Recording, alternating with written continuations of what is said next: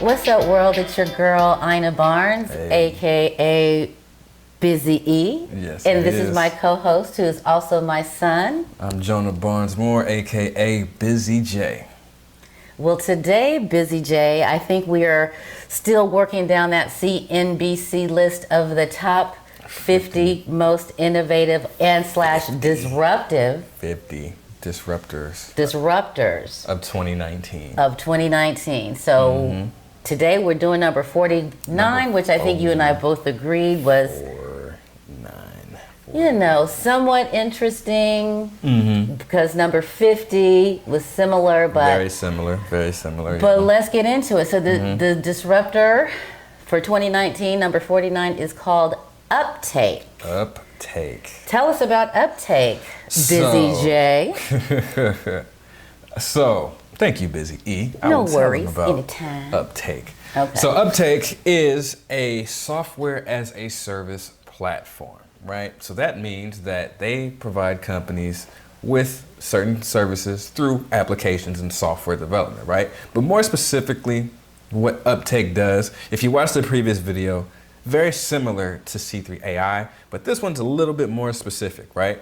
So what they do is they leverage artificial intelligence and machine learning to predict when processes or machines will break down within an organization, right? That's good information to have for sure. Absolutely. And so that's kind of the only sole difference between the number 50 and number 49. So this company is currently valued at $2.3 billion. Love those B's. That's love the B word. lot That's my of favorite money. B word. The billion, yes. That would be my favorite B word. Like one of my favorite shows is Billions on Showtime. I watch it every weekend. Not a shabby show. Yeah, and so the founder and CEO is Brad Keywell. They launched in 2014.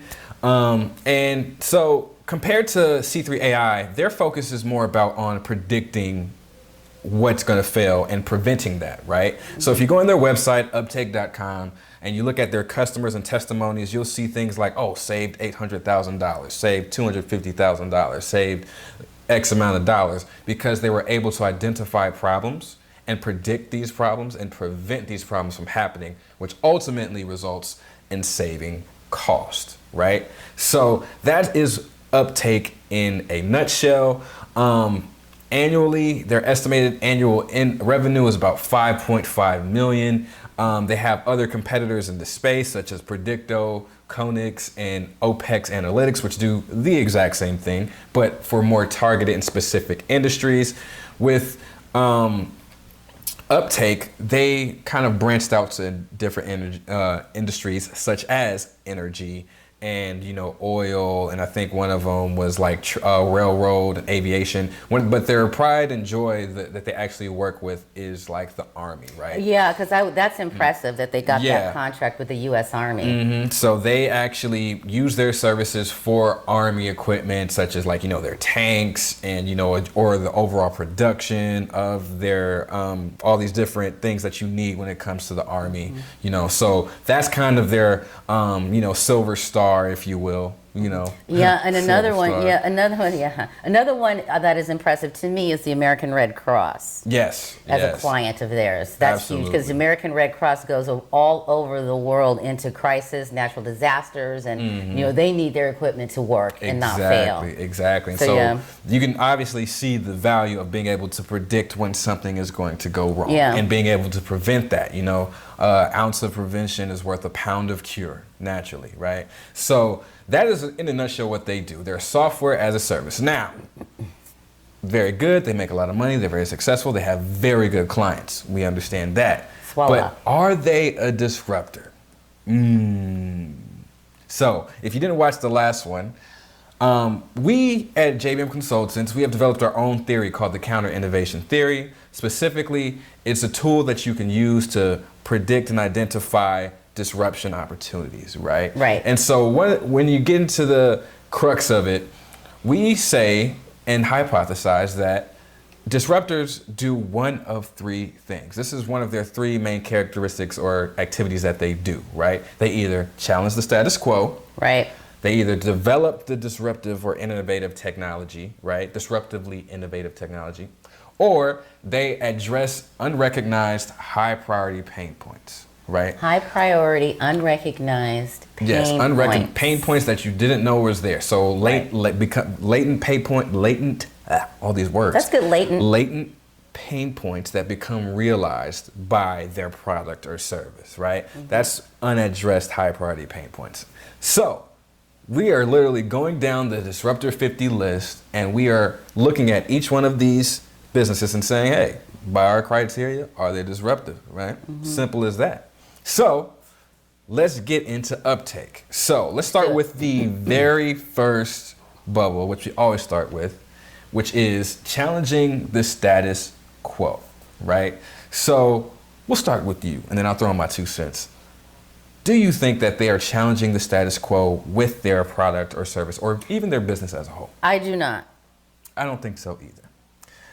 Mainly because, one, software as a service is pretty popular, right? If you have any software that does something, that does anything, really, it's kind of a software as a service. Right? And then, as I kind of gave a brief example, they have many competitors in the field, right? That was the main reason that I would say no too, is because there's so many competitors. They're not, and where it seems like they are somewhat specialized in somewhat of a niche or niche, if you will, they really aren't. So it's like I don't know. It doesn't feel like. It's because of how their product, because I agree with your sentiment, right? They're not really niche because of how their product is built, right? It's using AI to analyze data points and predict certain things. In this case, predicting failure, right? That's not really a novel concept. Them developing their product doesn't force anybody to change what they're doing because people are already doing the same thing, right? And so this kind of, that niche that you were talking about, that kind of falls in line with the older theory of disruption, literally called the theory of disruption by, bless you. Thank you. Sorry, excuse me. It's okay. Bless you. Theory of Disruption by Clayton Christensen, right? Where he says you focus on a niche market and then that niche market eventually grows so big that it becomes the market, right? That's, in the old way of thinking, sure, that could be a disruptor. But with our criteria, it's like they're not challenging the status quo by any means. Software as a service, their business model is the same. It's not novel. So that box is a big X for us. They do not challenge the status quo. Right? And now the second box, right? The second box is, or our circle, is, did they develop the disruptively innovative technology? I don't think they did. No, they did not. We have a visitor. This is our dog, Boosh. Our Babushka. mascot. Yeah. Yes. She's visiting and she's sitting Say in. hello. Say hello to the Hello, people. world, it's me. Hi. So okay. cute, yes. All right. Sit. Sit. Good girl. Sit. She's like, Good what girl. about me? Sorry. It's all good.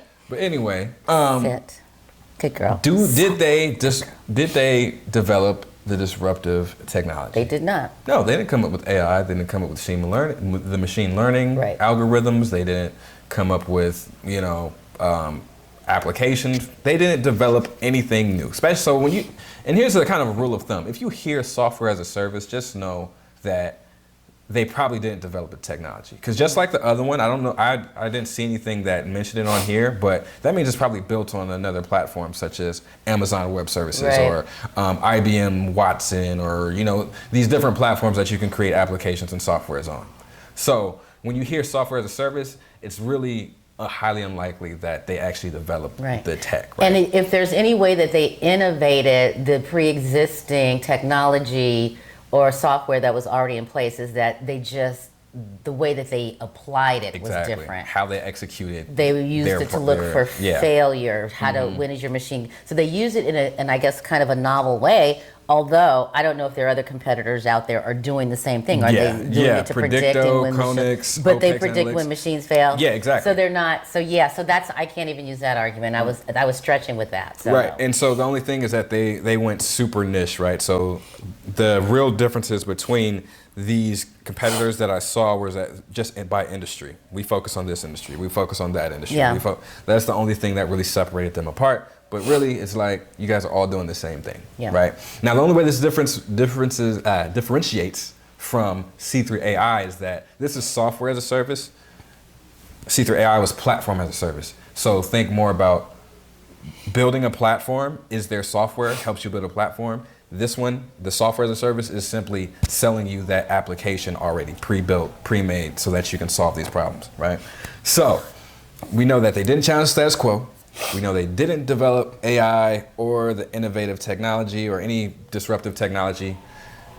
Did they address any unrecognized high priority pain points, any latent pain points that became realized? And for me, that's a no. I don't as well. see it.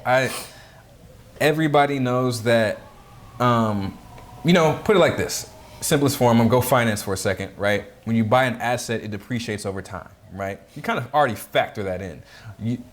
Figuring out what's gonna cause that, you kind of already know through the amount of experience that you've had in the field, right? The predictive analytics just kind of adds a more preventative and strategic advantage, but it's not really, unrecognized. We already know that something's going to break down. It's inevitable, right?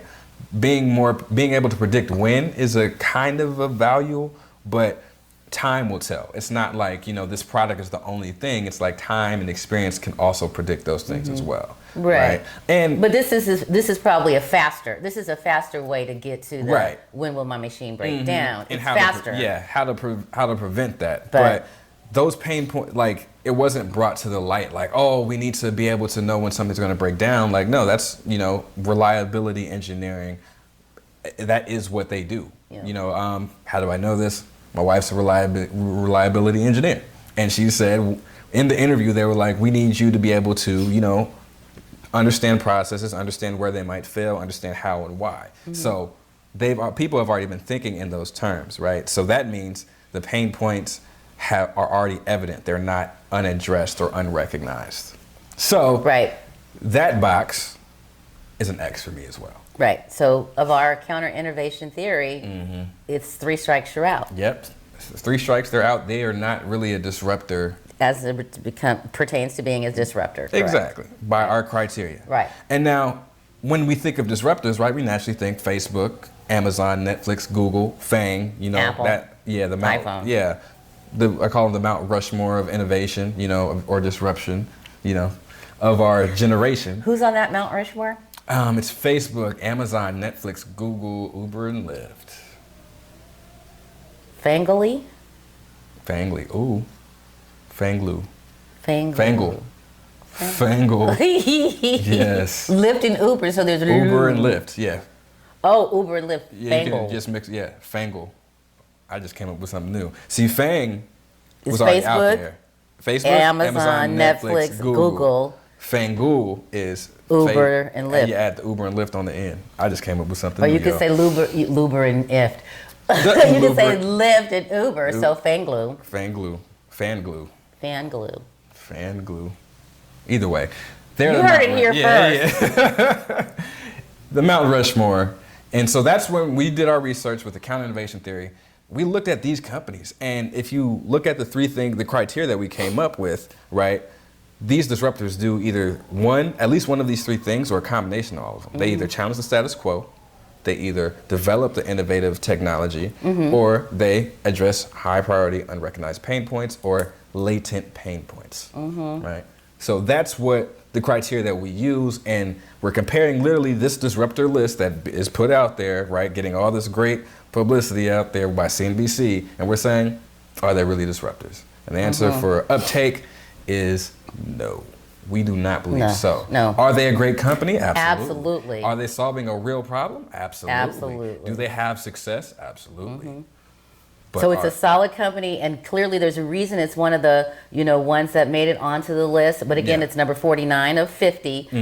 So I'm looking forward to getting further up this list. But I see why they made the list. It makes sense to me why they are on the list.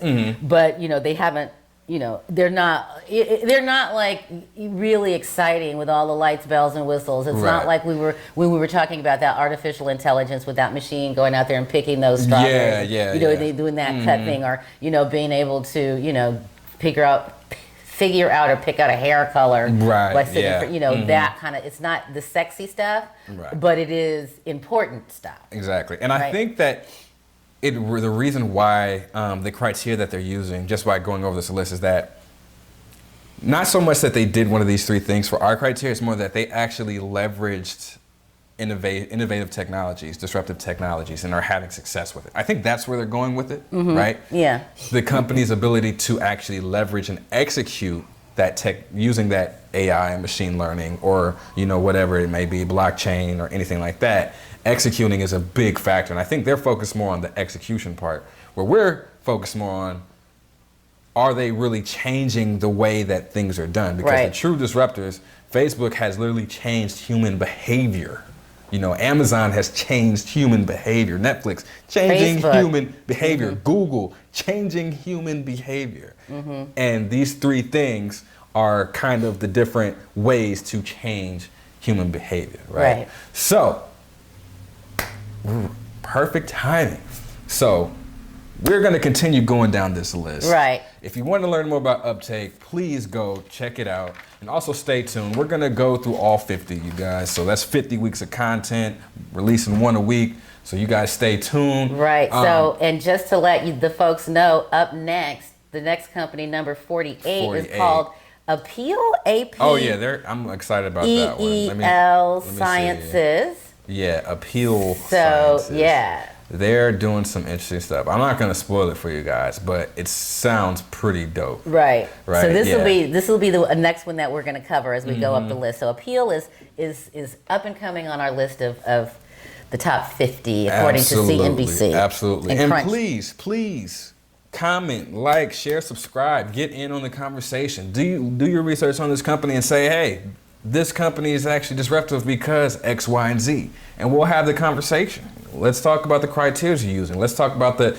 innovative, methodologies or theories that you want to use to actually identify if something is truly disruptive. We're open to that conversation, right? And no matter how heated the debate gets, we are open to it. We're open to it. And please understand this, that it's not personal. It's just business. Thank you guys and take care. See you next time.